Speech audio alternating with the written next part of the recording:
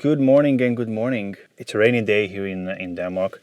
One of my subscribers has requested if I could make a video about owning a car in Denmark, and who am I to say no?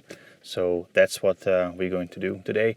I thought, what a better solution for that than if I take you around for a ride here in Aarhus. So let me start up this engine and let's get going. So I'm going to break out this video into three parts. First into the acquisition part, acquisition costs, and then the fixed cost, annual costs, and then the variable costs. Denmark as a country basically hates cars. There's a huge tax on buying new cars, so that means you're basically spending double to triple price compared to other European countries if you're buying a new car. That cascades down into the market of used cars as well. When I came to Denmark, I was limited by cash flow, so I was looking for cars that go for under 20,000 kroner, roughly 3,000 euros, and I was looking for something that works, something that runs and gets me started in the country, and later I can then fix whatever needs to be fixed when I get into actually making money and get into a cash flow. It is very challenging to buy a proper car under 20,000 kroner. I picked up this 2007 Fiat Grande Punto with 180,000 kilometers on the dash for 18,000. That was the only working car that I found in that price range. All the other ones that I have seen are not working, full of rust, basically garbage. Now the car did have some underlying issues. I didn't know that at the time, but I could fix it up later when I had the money. And then the amount that I spent on repairs. So the first repair I had was in Denmark here. I had the front brakes replaced, as well as there was a sound coming from front suspension. The stabilizer bar bushings came loose, and I had to get those replaced. And all of that cost me 5,000 kroner. That 5,000 kroner should have included, or on paper it included, a diagnosis of looking at every part of the car, because this is a relatively old car. So looking at all the parts of the car to see what's wrong. Now that diagnosis failed to locate that I had tires that are worn beyond good use and which are dangerous. So yeah, I think you get the point.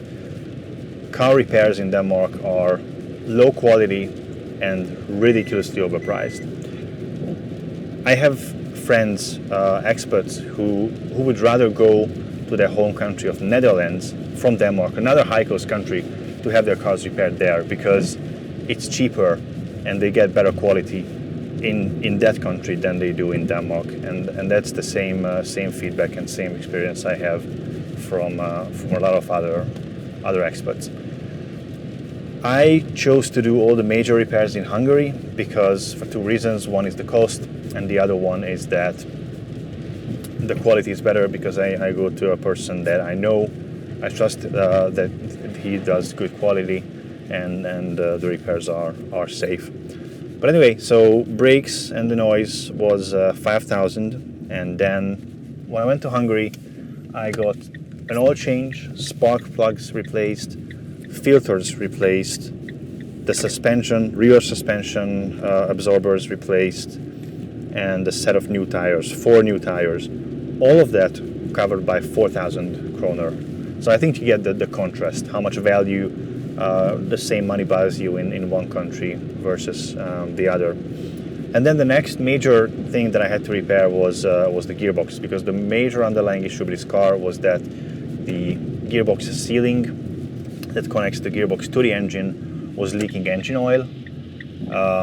And of course, when an engine leaks oil, it's impossible to pass the inspection.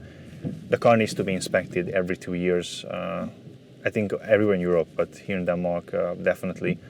And one of the things that they check is that you cannot pollute the environment.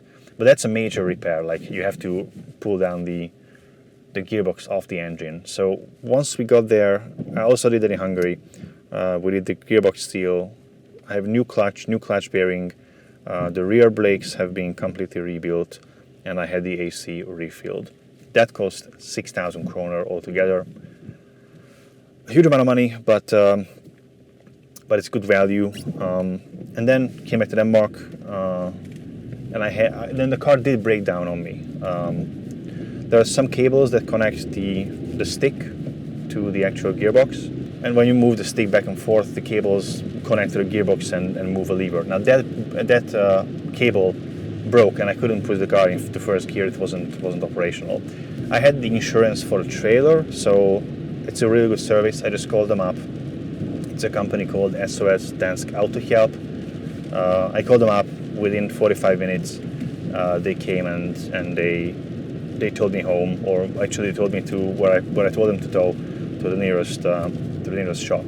That repair has cost me 4,500 kroner, which is really unsettling, because in retrospect now I know that the parts for that repair cost around maybe 300 to 500 kroner, and it's 1 or 2 hours of labor for me.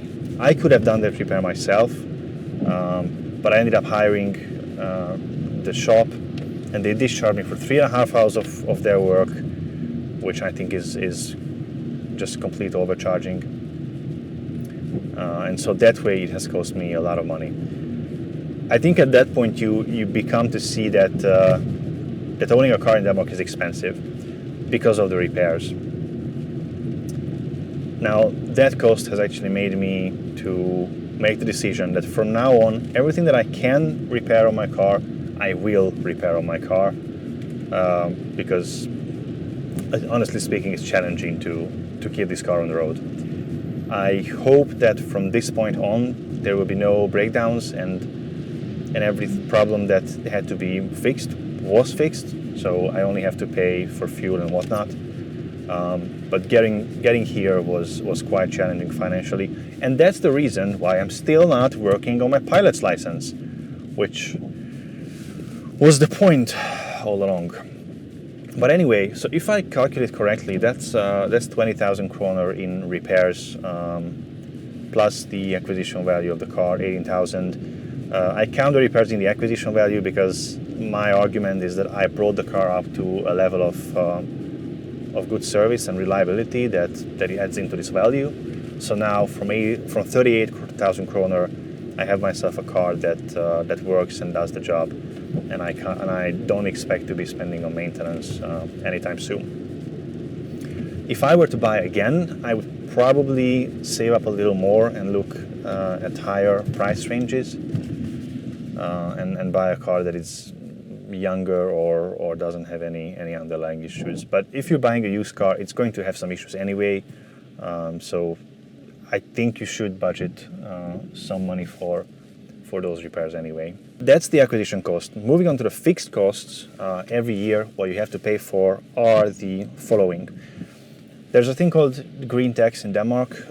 You pay it every half year, and that's depending on the fuel consumption or carbon dioxide output of the car. So the more efficient car pays less taxes.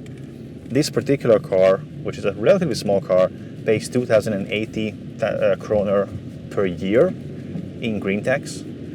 That is probably the reason why a lot of people in Denmark are driving small cars. If you look at the traffic that's ongoing, of course there's people who make a lot of money and want to show off, that's fine.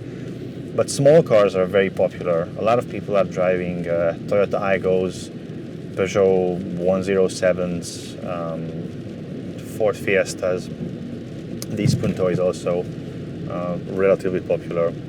Then the next thing is the insurance. I think everywhere in Europe it is mandatory to carry liability insurance, meaning that if I crash into someone, my liability insurance will pay for the damage of the other person, not for the damage of my car. So I actually don't carry any casco or hull insurance for this particular car. If I crash it, it's on me. But that insurance, so the mandatory liability insurance, costs me 3,096 kroner per year. I pay that on a monthly basis, and that's just what it is. Other than that, there's no monthly fixed cost. every 2 years you have to go and have the car inspected. That's called a SUN, and that cost me 450 kroner. When it's done, of course, it's done every 2 years, so you can divide that and come to the annual cost of 5,000 and a couple thousand per year in fixed cost, just having the car and not driving it at all. Parking could also be a major cost, but for me, where I live, I have free parking in front of the apartment, so I don't have to pay for parking. But if you were, that costs somewhere between 2,000 and 4,000 kroner per month. So that's a major expense. I do pay for parking when I go to the city and stop somewhere.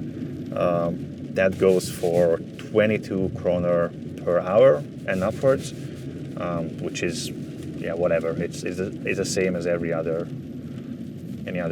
Western city in Europe. So for me, that's not a major cost. So that's the fixed cost, and then we move into the variable cost. So how much does it cost to keep the car running once you paid the annual cost? So this car consumes about 6.5 liters per 100 kilometer. I will have the US metrics also written up here, so I will put it in miles per gallon on the screen for you to know.